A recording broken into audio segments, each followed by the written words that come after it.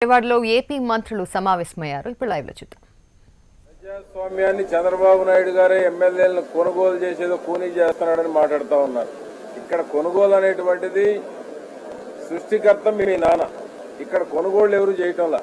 నీ మీద ఏ విధంగానంటే ఇంతకుముందు ఆపరేషన్ ఆకర్ష్ ఉండేది, ఇప్పుడు ఆపరేషన్ వికర్ష్ అనమాట. జగన్మోహన్ రెడ్డి మీద విరక్తికి చెంది ఈ రోజు ఆ పార్టీకి చెందినటువంటి ఎమ్మెల్యేలంతా రోజు రోజుకి ఆయన విధానాలు నచ్చక అభివృద్ధిని అడ్డుకున్నటువంటి వైనాన్ని చూసిన తర్వాత ఎమ్మెల్యేలంతా బయటకు వస్తున్నారు. ప్రజా జీవితానికి సంబంధించింది అంటున్నాడు. ప్రజా జీవితానికి సంబంధిస్తే ఇంతమందిని జైలుకి ఎందుకు పంపించారు? ముందు జగన్మోహన్ రెడ్డి గారు మీరు సమాధానం చెప్పండి.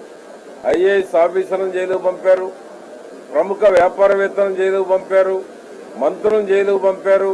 ఇంతమందిని ఎందుకు ప్రజా జీవితానికి సంబంధించి ప్రజాస్వామ్యానికి లోబడే గనక నువ్వు రాజకీయాలు చేసి ఉంటే ఇంతమంది ఎందుకు జైలుకు పోయారు? నీ ఆర్థిక ఉగ్రవాదానికి ఇంతమంది ఎందుకు జైలుకు పోయారు? ఈవెన్ మహిళా ఐఏఎస్ ఆఫీసర్లను కూడా జైలుకు పంపించినటువంటి చరిత్ర నీది. ప్రజా జీవితం సంబంధించింది రాజకీయం అని కానీ ప్రజాస్వామ్యం గురించి మాట్లాడేటువంటి అర్హత జగన్మోహన్ రెడ్డికి లేదు. ఎందుకంటే ఈరోజు 12 కేసుల్లో తొలి ముద్దాయిగా ఉన్నాడు. ఈరోజు విశ్వసనీయులకు నేను ఇచ్చాను అంటున్నారు. సత్యానికి కట్టుబడి ఉన్నాడు అంటున్నారు విజయసాయి రెడ్డి గారు. ఉంటే మరి నీ కేసుల్లో ముద్దాయిగా ఎందుకు ఉన్నారు?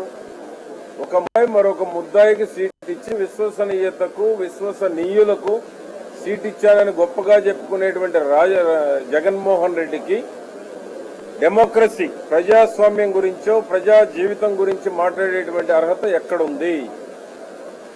ఏ విధంగా నువ్వు ప్రజాస్వామ్యం గురించి మాట్లాడేటువంటి నైతికత నీకుందని మేము ప్రశ్నిస్తా ఉన్నాం.